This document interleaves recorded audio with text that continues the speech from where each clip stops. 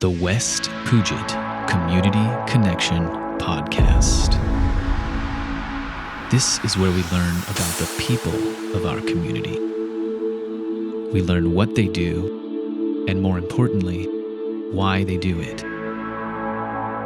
Subscribe by email at westpugetcommunityconnection.com. We look forward to learning more about you.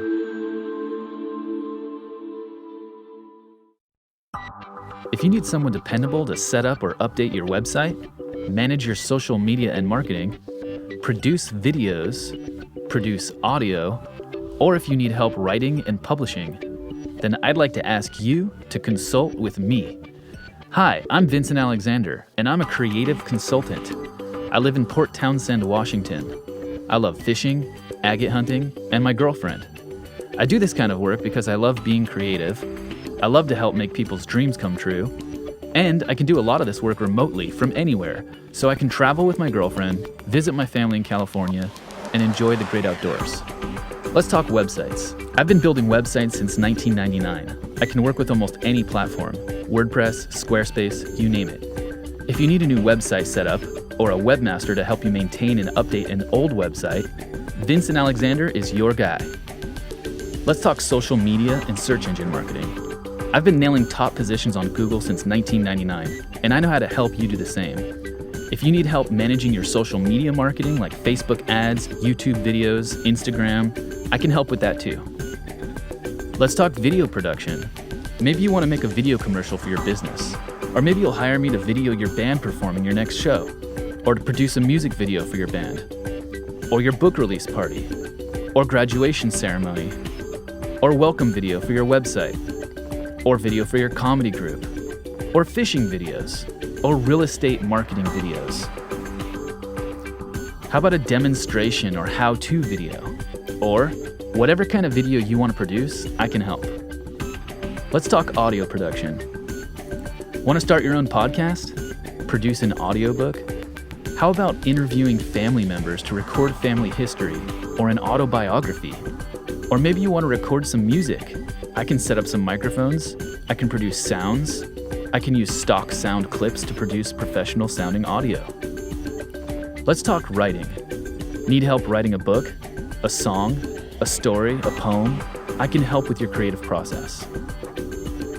And when it comes time to publish your book, music, or other media on Amazon, Apple iBooks, iTunes, Spotify, YouTube, etc., I can help with that too. So if you're a creative go-getter or your organization needs one on their team, fill out the contact form at vincentchiafalo.com right now or call 360-390-5293 or email me vincent@vincentchiafalo.com. Then I will contact you for a free discovery call where we'll discuss your needs in detail. Then I'll provide a proposal and client agreement. And once you agree, we can get to work at my hourly rate of $25 to $55 per hour, depending on the task I'm performing. I keep a careful log of every minute I spend working on your project and what I did during that time. I'll invoice you periodically by email, and you can pay via debit or credit through PayPal. Or pay me by check or cash, whichever you prefer. There's no binding contract, so you can work with me as much or as little as you want without any strings attached. So go now to vincentchiafalo.com and fill out the contact form. I look forward to helping you with all of your creative projects. The West Puget Community Connection Podcast. This is where we learn about the people of our community. We learn what they do, and more importantly, why they do it. Subscribe by email at westpugetcommunityconnection.com. We look forward to learning more about you. The West Puget Community Connection Podcast is brought to you in part by mywebdesignservices.com. Quick, easy, affordable websites that look amazing across all devices. For a quote or to get started today, visit mywebdesignservices.com.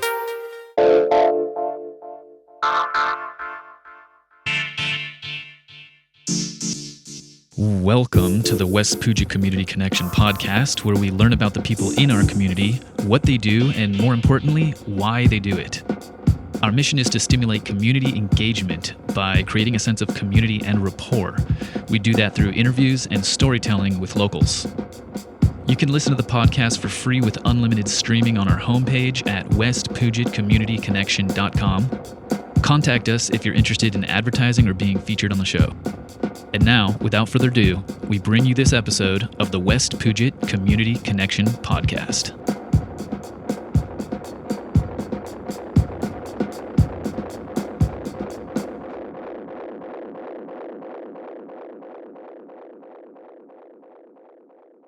Welcome, everyone, to another episode of the West Puget Community Connection podcast. This is Vincent Alexander. I'm the host of the show, and today I'm here with my new friend, Sarah Peller. And we're here in Port Townsend. Hi, Sarah. Hi. Let's see. We're here at her home, and we're sipping some tea. And let's see. How did this begin? I think I emailed you months and months ago, and we met at 1012 Coffee. Mm-hmm. And that was our first meeting. I learned a little bit about you then. And so now I get to hear more of your whole story, and we could go into a little more depth. So do you want to start with where you come from? Sure. So I grew up in Massachusetts, and I lived there most of my young adult life, and I kind of bounced around to the West Coast a little bit before coming to Port Townsend for a few years. But before I made my final move to Port Townsend, I was back in Massachusetts. I was working at a job that I didn't like and I didn't understand what I was doing in my life. I also was living in this horrible, dirty punk house in Boston with my sister's ex-boyfriend, and it was like I was totally drifting at the time, and like had no idea what I wanted to do with my life. I had started thinking maybe I could start doing graphic design as a profession. I was interested, and I had done a internship in Lake Tahoe before I moved back to Massachusetts. But I started my first class in graphic design at one of the colleges in Boston. And that first class, the teacher was talking about like how you can start working for Nike and Apple and Pepsi. And it just really left a bad taste in my mouth. I felt like, graphic design is just supporting capitalism. So corporate. Yeah, exactly. And so I was like, I don't even know if I want to do this. Wow. Huh. Yeah, and so I was kind of in this like floating stage, and then I found out that my sister was extremely mentally ill and living in Port Townsend with her boyfriend, and that she was agoraphobic, which for people who don't know what that is, it's a fear of leaving the house. So she wasn't able to take care of herself. She couldn't buy food. She couldn't get herself to the doctor. Her boyfriend was doing everything for her, and he was kind of crumbling under the pressure of having to navigate such an extremely difficult situation, and the emotional strain and everything. So I came out to visit them to see how bad it was, and when I got here I realized it was really bad, and she needed help and he needed help. So I decided to move to Port Townsend to help my sister. I didn't know anything about it, and when I did visit, we didn't really see the area, really. It was more like spending time in their home because she was afraid to leave. Yeah, exactly. So I moved out here, and like I remember maybe like the second day biking around and being really struck by how special this community is. You just noticed. Yeah, I went to the grocery store and some little old lady asked if she could give me a hug because I was smiling and she was so appreciative of my smile. And then I also stumbled upon this unmanned by donation yard sale uptown that was being held to bring kids to Thailand so they can do some sort of service work in Thailand. And I was like, Like, wow. who does a yard sale without someone monitoring the payments and stuff? Yeah, and for such a good cause. And it was just really beautiful. It was the spring when I moved here, so that helps. And so I remember pretty much right away being really struck with how awesome this place is. And I've never really been part of a community before. I've always been longing for that in my life, but didn't really know until I moved to a place that had a sense of community. Yeah. And that started presenting itself over time as I was living here. But my first 2 years here I was very involved in trying to help my sister. Of doing a lot of caretaking and a lot of work to support like our household. I was living with her and her boyfriend. And What year was it that you came here? How long have you been here? I can't really remember the exact year, but I've been here about 10 or 11 years. About 10 or 11 years? Okay. Yeah. Yeah. Yeah, so those first 2 years were pretty difficult. And it actually culminated in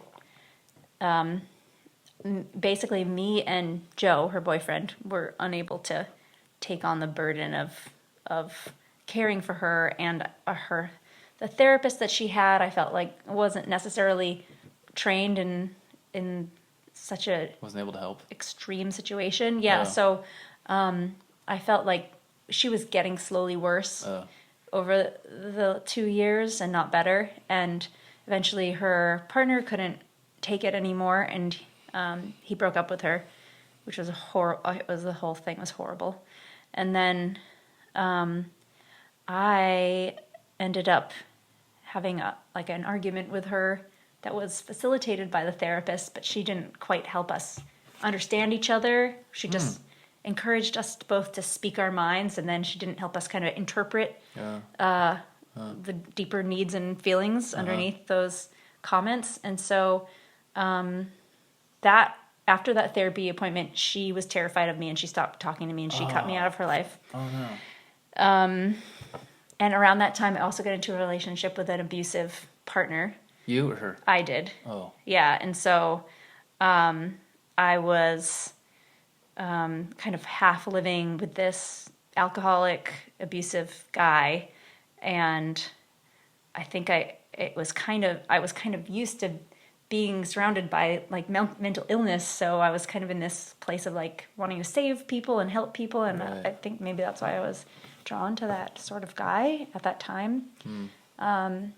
But yeah, it was super hard, and I wasn't speaking to her. I was just leaving boxes of food outside of her door, and she would, when she knew I wasn't around, she would sneak out and grab the food, and she was just locked inside of our garage for weeks, all alone.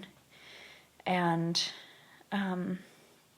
finally, my mother decided to come out and get her because it just wasn't, what we were doing wasn't working. Yeah. So my mom, who is really afraid of traveling, made the decision to fly out to Washington, and she rented a car, and she loaded my sister and all her stuff in the car, and her 2 cats and her dog, and drove her back to Vermont. Wow. Yeah, it was quite a challenging thing for my mother to do. But she rallied for her youngest daughter. Yeah. But before my mom came to get her, actually, I had a, what is the word? Like a reconnecting and like a forgiving with my sister because someone heard about what I was going through with her, and she was like, here, you need this book. And she handed me the nonviolent communication Really? book. Yeah. That's how I ended up. That's how you discovered that. Yeah, the way I found nonviolent communication was because I was in a serious situation and I didn't know how to communicate through it. Mm-hmm. So I read the book and it was like mind-blowing. It was like that for me too. Yeah, and I was like, oh my God, this makes so much sense. And so I wrote her an email with using the tools from the book, and she wrote back to me, and we started slowly having a conversation over email, and then we met in person, and then by the time my mother came to get her, we were good again. And that was quite a challenge because she was so sensitive and so scared. At that time. Mm-hmm. Yeah. So it was a big, there was a lot of movement and transformation in those couple of years. Yeah. I also, right after my sister moved, I got out of the abusive relationship. I started doing the Artist's Way class with Judy Alexander. Oh, I've heard about that. Another person you should interview. Okay. But the Artist's Way is it's a 6-month course, and you dive super deeply into your own stuff.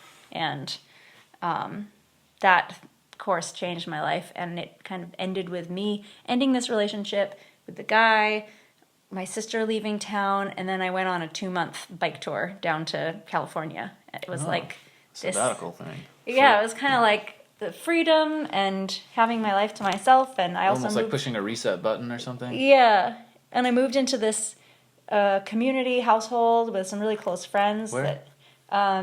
Just in Port Townsend. Oh, okay. Yeah, and yeah, I felt like around that time everything just started flowing. Like before then, I was like swimming upstream against the current, and then once everything kind of fell into place, it all just was, I was moving in the flow with everything. Flow, just sort of. Yeah, and I feel like drifting in it. Yeah, and I feel like nothing has really been an uphill battle since. And oh wow, it's interesting. Yeah, Port Townsend has been such a gift to me, and I plan to be here forever because it's amazing, and I've had so many incredible experiences here, and the community is so special. Yeah. And whenever I leave and go anywhere else, like I was in Bali for a couple of months this past spring, and everyone in Bali is from all over the world visiting, and they've all, many people have abandoned their home countries to live in Bali because it's amazing. Oh, really? Yeah, but I was like, it's pretty good, but Port Townsend it's better. Cool. Yeah, totally. So that is reiterates how great it is. Yeah, how much you like it here. Yeah, exactly. Yeah. I can relate to a lot of that stuff. Yeah. Yeah, just sort of discovering the town and realizing how cool it is here, and then discovering the NVC book and how profound that was and what a shift it was. I can relate to a lot of that. Yeah. Yeah, and I also started doing graphic design here again. Oh.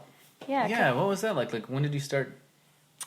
I think I had a realization when I got here, like in the first year or so, that graphic design doesn't have to be about like supporting the man, supporting capitalism. It can be about helping someone who is doing something really good in the community be heard and seen for who they really are in a visual way.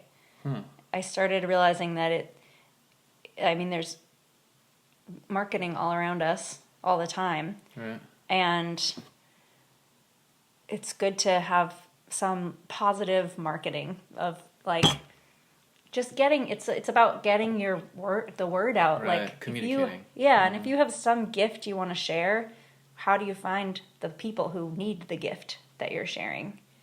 How do you connect those people?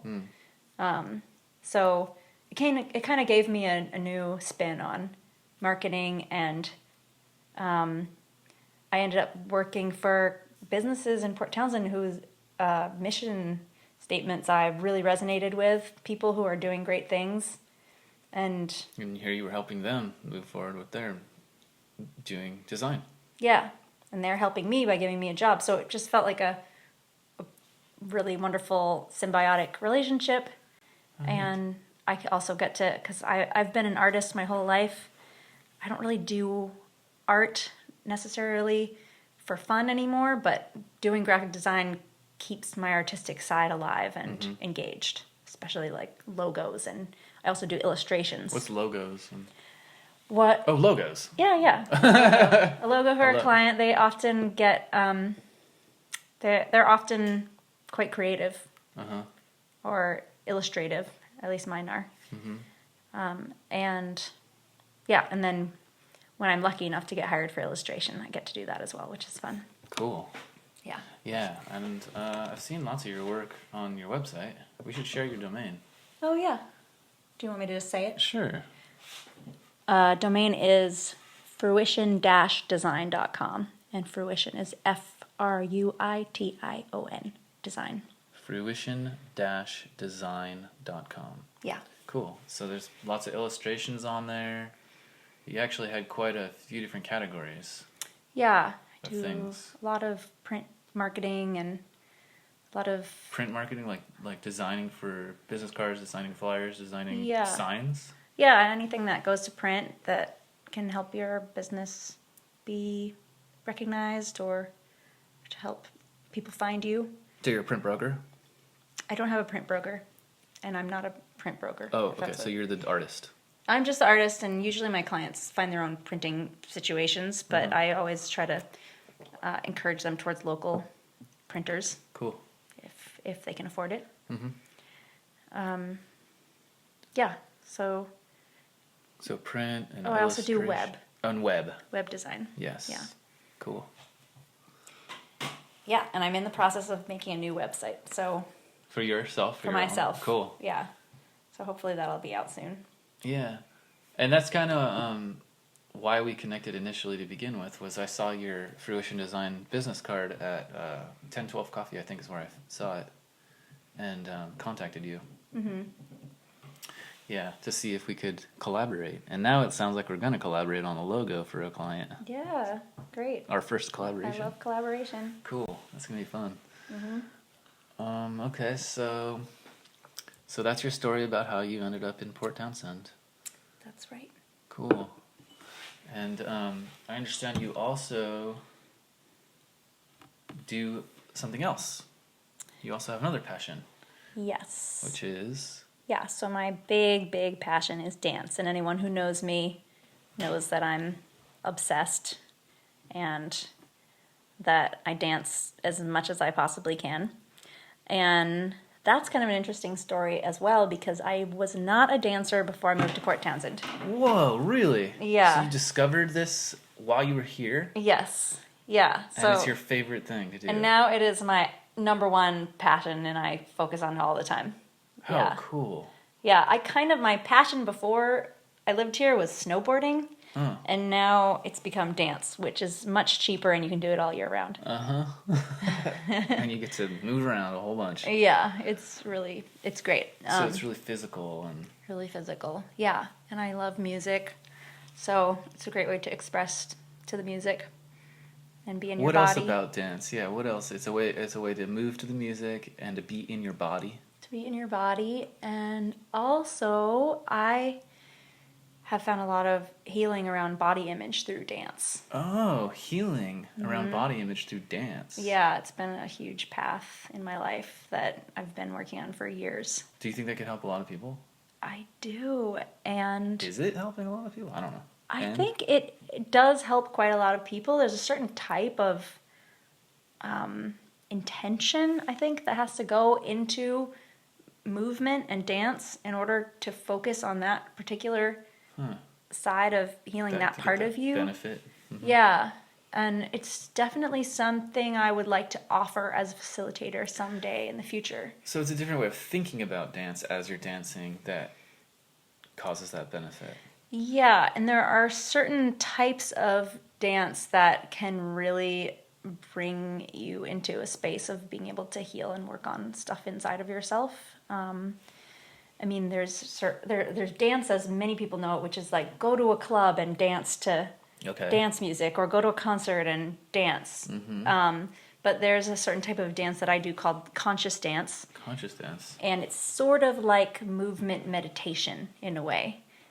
It's the idea is you're letting the music move you. You're not trying to look a certain way or to do a move that you've memorized. It's more about just being free in your body and Spontaneous, yeah, and intuitive. Yeah. Letting the music move you. And dropping all of those ideas about how you're supposed to dance. Oh. And that you have to be a good dancer to dance. Or look a certain way when you dance. Yeah. In my view, a good dancer is someone who can dance from their heart and soul and not be dragged down by what people think of them. Oh. Wow. Yeah. And this type of dance, conscious dance, that's been like my main mode of healing around body image, is because... So it's like freedom. Yeah, and it's funny that you say that, because I've studied a type of dance facilitation called dancing freedom, which brings you a level of freedom through movement. And sometimes it's nice to call it movement, because dance has like some sort of negative connotation of something you have to know how to do, whereas movement is just movement. You're just moving. Everybody moves. Yeah, and you can move however you want, however you're inspired, and whatever feels good in your body. I could find the word movement a little less intimidating than the word dancing. Yeah. Yeah, I can move to music. Sure. As soon as someone expects me to dance to music, then it's almost like there's like an expectation of this is what dancing's supposed to look like or something. Yeah. Okay. Yeah. So you said my idea of a good dancer is someone who moves from their heart without worrying about what anyone thinks. Yes. I wholeheartedly think that, and I mean that's what makes you enjoy dancing as well, is not having those walls up. That's what can make getting sort of totally lost in the music and celebrating. Yeah, and celebrating the power and the strength and the beauty of your body is part of it. And something I've worked on a lot in these classes. There's a class at Madrona Mind Body called Soul Motion that happens on Sunday mornings, and it's a conscious dance, and there's a facilitator who kind of brings you through a spiritual experience through movement and through music, and it's really powerful, the transformations you can have in those rooms. And conscious dance. They call it conscious dancing. Yes, and the one at Madrona is called Soul Motion. That's Soul like Motion. The particular flavor of it. Yeah. That could be Googled if someone wants to go to that. Yeah, definitely. They have a website. Cool. Yeah, it's a really amazing experience. And, I used to do a lot of meditating and yoga. And those were good things, but I always felt a little challenged by the seated meditation. The lack of movement. Yeah, it was... I didn't feel like I could access deeper places with that amount of stillness. I felt like I either needed movement and stillness, or movement, and that's something I like about conscious dances. It brings movement into a meditative state and into awareness. Yeah. This is really neat. Yeah, and so that's the first type of dance that I got into, because that was the first type you got into? Well, kind of. I guess because you were already kind of into the meditation and yoga. Yeah, so I was looking for yoga classes in Port Townsend when I got here, and I found Madrona Mind Body, and they have yoga classes there, and they have some sort of special where you can sign up as a new a new person who's going to Madrona, and you get a bunch of classes for cheap. So you can try out all their classes. Oh, so, cool. Yeah, so I started going to NIA, which is kind of like dance aerobics. It's like Is one Nia person. the name of a person or the name No, of NIA is the name of a type of exercise dance workout sort of thing. There's a person at the front, and she's dancing, or he's dancing, and everyone else is trying to follow what the leader is doing, basically. Oh, okay. Mm-hmm. And that was kind of like my gateway drug into dancing, because it was like you don't have to know how to do it. You just follow this person and try and keep up, and it's good exercise, and you feel good, and there's music, and that was the first type of dance that I got into. And then I found soul motion next. And then years later, maybe 4 years later or something, a teacher came to town who was teaching a type of partner dance called fusion dance. Fusion dance. Yeah, and so it's similar to partner dances that most people know about, like tango and swing and salsa, but there's no foot pattern that you have to follow, and no counting, and it's very creative and expressive and improvisational. And when I saw a video of this teacher dancing, I was like, yes, I want to do that so bad. It looked so amazing. So I went to that class, and that was a hugely pivotal thing in my life, because ever since that, fusion dance has become my thing. Oh, that's what your thing is now. Yeah. Fusion dance. Yeah, and now I've been organizing fusion dances in Port Townsend for the last 8 years. You have? Mm-hmm. And now we have a group of organizers. We have fusion dances almost weekly, depending on the season. Where?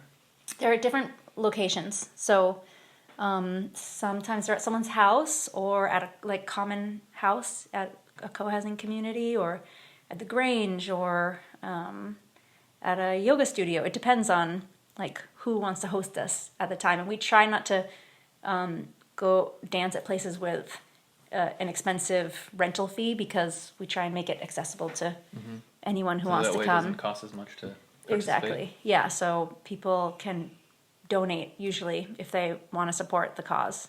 Yeah, we have a website, fusioninclusion.org, and that's where you can find our calendar of all the events that are happening. Fusioninclusion.org. Yeah. Cool. We teach classes, and we've posted a couple of weekend festivals over the last couple of years. And it's just the sweetest community of people, and it's a really great way to make connections and get used to moving with another person, and healthy touch, and around healthy other boundaries. people. Yeah. Really? Huh. Yeah, there's a lot of life lessons wrapped up in partner dance, like how to say yes, how to say no, how to ask someone, be vulnerable, and ask someone if they want to dance. Wow, all that in dancing. Yeah. Whoa. Yeah, those are important things to me too. I just didn't realize that you could have that dancing was an environment for that. Yeah, there's a lot to be learned around partner dance. It challenges pretty much everyone when they first start. I think if I had to say, probably around 98% of people that I have taught to dance and have welcomed to a dance as a new person have been pretty much terrified when they first show up, because connecting with another person and trying to dance together, holding, touching, there's all sorts of things that come up around that, and performance and not being good enough, or do they like this, or do they not? It sounds too scary for me to even try it. It's scary at first because it brings up so much stuff. And when I first started, I remember we didn't have dances in town, so I would go to Seattle, and that was terrifying because everyone was a stranger, and I had to go and ask someone to dance, and sometimes they would say no, and they wouldn't say it in a very nice way sometimes. Huh. So I had to get used to rejection and how to accept that when someone says no, they're saying yes to one of their needs. Yeah. And you have to respect that. Yeah. And honor that. And then, because it's hard for people to say no sometimes, and they're taking care of themselves. Yeah, exactly. And I realized when I first started going to these dances in Seattle, I was so bummed when someone would say no, and I would bring in all these stories about myself, like, is it because I'm a bad dancer? Am I ugly? Am I fat? Am I all these things? And I would take it so personally. Uh-huh. And then I had one like pivotal moment when I asked a guy to dance and he said no in a really rude way. And I was just like, okay. And I just looked next to the next guy and I said, do you want to dance? And he was like, I would love to. And it kind of was this moment of, oh, okay. And I mean, rejection has been a huge thing for me to work on my whole life. And this has been an avenue for that because, like, just because one person says no doesn't mean that this other person, the next person, is going to be delighted to spend time with you. Oh my gosh. So that was like a healing experience. In that one moment, you saw how easily you can go from a no to a yes just because everyone's different. Yeah. And I've gotten better at saying no myself as well. Because, I mean, I think most women have a really hard time understanding their no, feeling their no, and then voicing their no. Really? And being able to practice on a regular basis, like, do I want to dance with this guy? He seems a little bit drunk or something. You know, it's not in Port Townsend, but in Seattle sometimes there were some guys where I was like, no thanks. Not comfortable with that. Yeah, and it feels good to just to be able to not have to do something you don't want to do. Yeah, be able to exactly. say no. Yeah, and the fusion community is really cool because they talk a lot about consent, and you want to have a consensual dance, and if someone doesn't want to dance for whatever reason, you don't have to take it personally, but accepting that they don't have to, and they don't have to sit out that dance either to be polite. If they don't want to dance with you for some reason, they don't have to. You can just honor their feelings. Yeah, just honor it. There will be another match somewhere in the room. Uh-huh. How interesting. There are life lessons here. Yeah, I mean, that's not... There's also so many, like, lessons about sex and relationships, like, within partner dancing as well, which are really interesting and fun to explore, because it's kind of... You're playing out a lot of relational stuff on the dance floor a lot of times.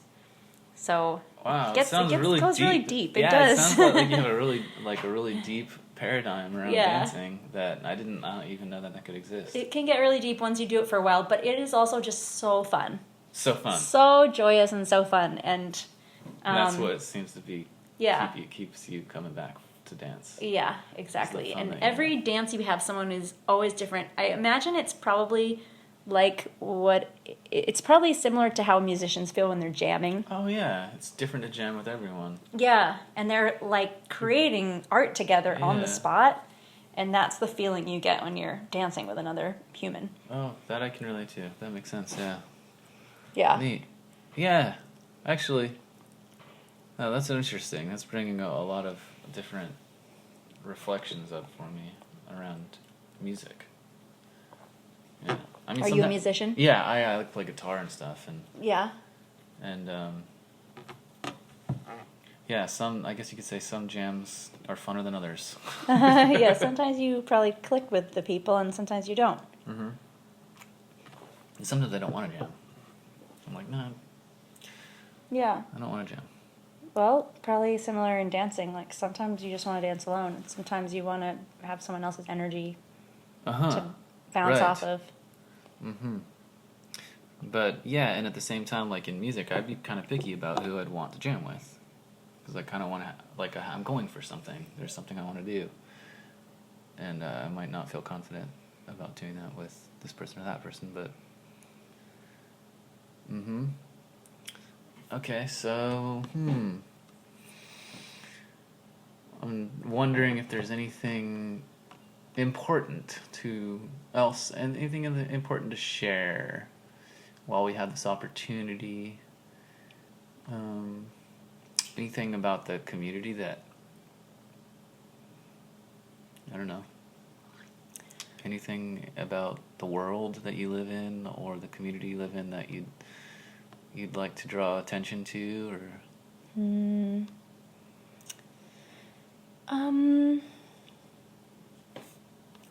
I guess I kind of want to speak to the fusion dances a little bit. You know, a lot of people hear about them and are enticed. They want to try it, but it's, like I said, it's really scary to start. Take some getting over some blockages. Fear. Some fears of how you'll be received by another person. Mm-hmm. But I would like to encourage anyone who wants to enjoy like the amazing magic you can make with someone else on the dance floor. You don't have to, in the fusion scene, especially in Port Townsend, you don't have to be this amazing dancer or someone who's practiced a lot or someone who goes to all the classes. If you can just find out how to let it be what it is and have fun with it no matter what, how to just have fun connecting with someone and let yourself make mistakes and be free. I mean, freedom is like what we all want, right? Freedom. For being free in our bodies and free with others. Yeah, if you can... Being able to be yourself and have fun being yourself and not worry about what people think and not worry about not being good enough, but just to be able to just show up and have a good time. Yeah, if you can, like, allow yourself to get through the challenging parts in the beginning to get there, it is so worth it and so rewarding. Wow. And our community, our fusion community, is honestly the best it's ever been right now. Like, the people are so welcoming, so kind, really fun dancers, and we have people from all skill levels. We have new people come every time. We have people who've been dancing since the beginning there as well, so we have a good, healthy mixture of skill levels, and the community just feels like family now. Cool. Feels really good. So I would encourage people to come and check it out. Mm-hmm. Go to our website, fusioninclusion.org. Sometimes I teach classes when I have the extra time. Those are a good way to, like, get in the door and, like, start off. But we also always teach a lesson at our Rosewind dance in the beginning, which is happening tomorrow. And yeah, just coming to a dance also is, people will show you how to dance. Anyone you dance with, if you say, I'm new, I don't know anything, people love sharing. Cool. So, I would just love to share this. See more people on the dance floor with us. It's just such a great time, and it's such a great community, and I just want to see it keep growing. Cool. Yeah. Yeah. Okay, so, yeah, I hope that there are people out there who are curious, and curious enough now that they've been introduced to this, they've received the invitation that they could go check it out. Yeah. So is that your request for the community today? Or do you have any other requests for the community that might help meet needs for you? That was definitely a good request. Trying to think if there's anything else. Come dance with me. Come dance with me. I mean, that's the whole reason why I started these dances in the first place, is I just wanted people to dance with me. I think that is all, really, that I have for the community. If there's any other areas of your life that are, where your needs aren't being met, you can, if they come to you later, you can let me know, and I'll include your requests in the email when I send this episode out. Okay, great. Yeah, if you think of anything else. Okay. Right now I'm feeling like pretty complete. Okay. But yeah, I will totally reach out. Cool. Are you so pretty complete on the podcast too? Yeah, unless you have another question for me. No, I don't. I wouldn't. No, I feel all filled up. I don't know what else to. I don't have any other questions in mind right now. So. Cool. Well, thanks for sharing your story. Thanks for sharing everything. Thanks for sharing what you're into, what you love. Thanks for asking. Yeah. yeah, it's fun to peek into other people's reality and see what it's like. Yeah. And, well, until next time, I guess. Until next time. Okay.